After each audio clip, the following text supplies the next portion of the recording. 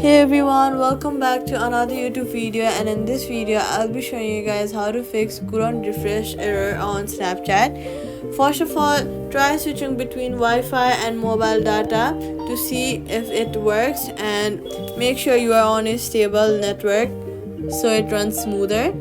Next, go ahead and open your settings app and then search for iPhone storage. Scroll down, find Snapchat and then click offload app. This will free up storage used by the app, but it keeps documents and data. Reinstalling the app will place back your data if the app is still available for download. If that does not work, go to your Snapchat, click on your profile, go to your settings, and then go ahead and just log out from the Snapchat and then log back in. Now if none of these work, just go ahead and delete your app and then reinstall it from the app store. Safety tip: do not use VPN, it blocks Snapchat connection.